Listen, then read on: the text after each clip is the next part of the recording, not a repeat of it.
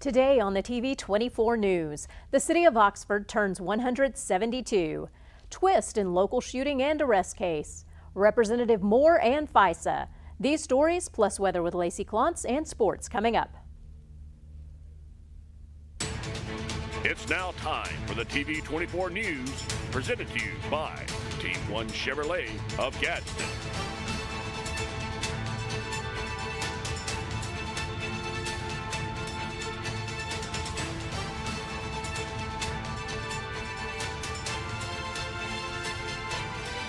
Thank you for tuning in to the TV24 News. I'm Shasta Jones. Here's the news for Wednesday, February 14th, 2024. Happy Valentine's Day. The city of Oxford has accomplished a lot over its 172 years. It's definitely something the city leaders and members of the community can be proud to celebrate. Yesterday, the city of Oxford celebrated its 172nd birthday. City leaders joined community members enjoying games, cupcakes, pictures, and celebrating the history and accomplishments of the city of Oxford. Before we get started, I have 3 Oxford trivia questions, and the prizes are pretty good. So if you know the answer, be the first one to blurt it out. So easy, medium, and hard questions. So the first one is, who is serving mayor in Oxford history has been? We have done many things for these 40-some-odd years, all kinds of different things for our community. And all of our service leaders that we have in our towns, and our city council and mayor, all the different departments and the other community people that assist in different things, all these people work because they love Oxford. It's not the facility that we have that makes Oxford so great, but it's the people in Oxford that makes Oxford so great. And it is a privilege to serve. We are Oxford, aren't we? Yeah. You know, and I get tickled. Chris almost got all over it a minute ago with telling how people think about us. But it came to me not too long ago, the last couple of meetings I've had with other cities, they say, y'all like to do it the Oxford way. And, you know, you could take that and say, maybe they're trying to insult me or something, but no, it's a high compliment anymore. You're doing it the Oxford way. You're trying to do it the best. You want to include everybody. You want everybody to be a part of it. We're raising the standard. But it was interesting, and I love history, but trying to read, because everything was in cursive, and I hadn't read cursive in a long time, so it was hard to read some of it. But the names, and you start looking and you see Luttrell, you see Whiteside, you see different names of streets, Cooper. There's, you know, and you see these in the history of our city and the history of our fire department. A new phrase has been developed to better and more succinctly describe the city of Oxford. You've already heard a version of it several times already. It's been developed with the goal of reigniting an interest in our history and igniting an excitement for our future. It's also hoped this phrase will spark a new community pride, not just in city government, but in ourselves and the part all our residents of Oxford play in the success of the city. Oxford is more than a dot between Atlanta and Birmingham, and we are making preparations to let everyone know it. And we want everyone who lives here to be a part of that mission. It ain't bragging if you're doing it, and Oxford is doing it. So ladies and gentlemen, Oxford is Alabama at its best. Stay tuned, more to come. Happy birthday to you. Happy birthday to you. Happy birthday, dear Oxford. Happy birthday to you. A week ago, sheriff's deputies responded to a call in Alexandria of a possible home invasion and shooting. When they arrived, they found Scott Ingram of Mumford shot. Wendy Ralston, the occupant of the house in Alexandria, possessed an active protection order from abuse order against Ingram, and she told investigators, per the Calhoun Journal, that Ingram had violated the order by appearing at the residence and physically assaulting her earlier in the day. While Ingram was taken to a local hospital to recover from his injuries, the Sheriff's Department pursued their investigation and found there to be a completely different story. They discovered that later on during the day of the shooting, Destiny Cheshire, Ralston's 24-year-old daughter, accompanied Ralston back to the house. Cheshire then began searching the home looking for Ingram. In doing so, she kicked open a locked bedroom door in which she found Ingram. She fired 3 shots with a 9mm pistol, injuring his abdomen, arm, and leg.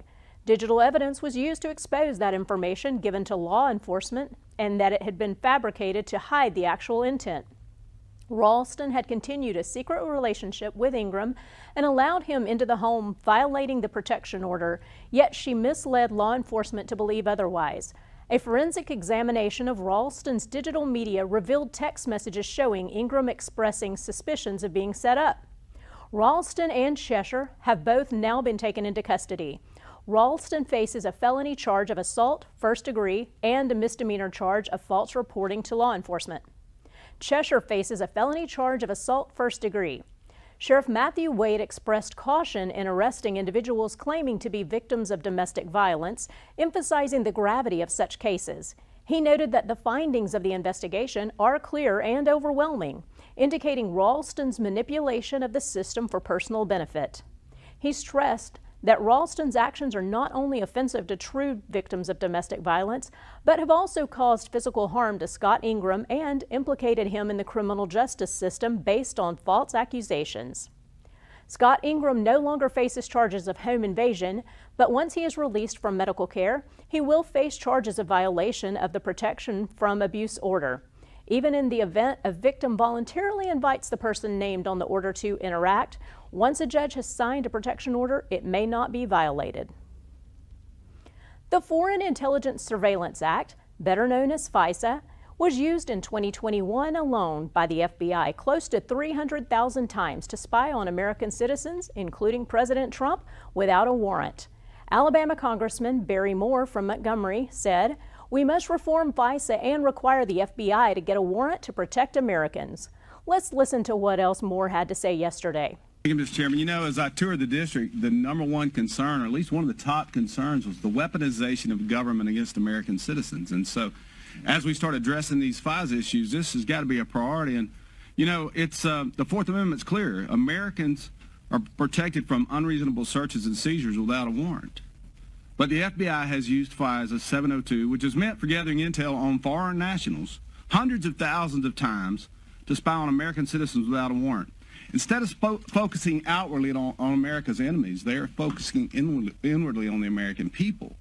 In 2021 alone, the FBI used FISA 702 300,000 times to spy on American citizens, including Biden's political opponents. In 2020, the Department of Justice admitted warrants they used to spy on Trump's campaign lacked probable cause. Y'all remember how all that started, right? Clapper briefed Obama in the White House with Biden, then the VP, and Loretta Lynch sitting in the room and said, "Hey, just so you guys know, heads up, the DNC and the Clinton camp are working on this Russian collusion narrative." Comey leaves the room, and within a few short hours, opened an investigation in which he began to spy on the Trump campaign with General Flynn and the rest. The abuse of power between the FBI and how they used that against political opponents. And yet, that same FBI who offered Christopher Steele $1 million to verify anything in the dossier turned around and gave Twitter $3 million to scrub the Hunter Biden laptop story in the following election. Why would we, as Congress, authorize an NDAA, which attaches this FISA reauthorization, to spy on American citizens in an election year, certainly with an embattled political campaign going on for both sides, and we know they spied on Trump? So it just does not make sense. I think our job up here, most of us know, is to protect your liberty, folks. This was bipartisan out of the judiciary. When we brought this bill out, both sides saw the dangers that we were facing as American citizens. Our job is to protect your liberty. We got to hold the line, and with that, I'd like to turn it over to Representative Norman, my friend. Let's go ahead and move on to sports now. Last week, Barron House and Connor Crump from the Pleasant Valley Raiders wrestling team made the Alabama High School Athletic Association State Wrestling Tournament. Barron placed third and Connor placed fourth in the two-day sectional tournament. Luke Gunning and Hudson Sparks both came up short, losing in the final match before the state. Aiden Lloyd and Braden English won their first ever match at sectionals. Alexandria Valley Cub High School Wrestling will have quite a few young men competing for the state tournament title as well this Friday and Saturday in Huntsville. Ryan Lambert, Preston Jones, Dakota Ball, Corey Owens, Caden DeLine, Tristan Page, and Amaria Green. The White Plains Wildcats also have some young men that will be heading to the state wrestling tournament. Those are Mason Ham, Tanner Jarrell, Wesley Beebe, JJ Hurd, and Houston Jarrell. So good luck coming up this week, guys, and I hope you guys bring back some great wins for our area. And that's going to be it for sports today. We want to thank you for watching the TV24 News presented by Team 1 Chevrolet of Gadsden. We're going to leave you with your area weather forecast from Lacey Klontz. Signing off from Oxford, Alabama. Have a great night, and we'll see you back here tomorrow. For today's Forecast Extra, a stranded hiker was plucked off a California mountain in a dramatic helicopter rescue. The hiker got trapped on a boulder over fast-moving water in Malibu Creek State Park. Crews with the Malibu Search and Rescue Team hoisted the hiker into the helicopter, and the LA County Fire Department assisted in the rescue. Now coming up tonight, temperatures are getting down to 41 degrees, and we will have cloudy skies. And tomorrow, it's getting all the way up to 66 degrees, and we'll have partly to mostly cloudy skies. Now, coming up for your 7-day, enjoy these next few days because starting this weekend, we are seeing some rain and cooler temperatures as well. Thursday, a high of 66, Friday, a high of 63, very nice and no rain. But then all of a sudden, Saturday, the high is only going to be 53 with a 40% chance of rain. Sunday, the high is going to be 52 degrees with a 20% chance. And then this weather will carry over into Monday with a high of 58 and a 30% chance of rain, but then it looks like the rain will clear up after then. I'm Lacey Klontz with your TV24 weather.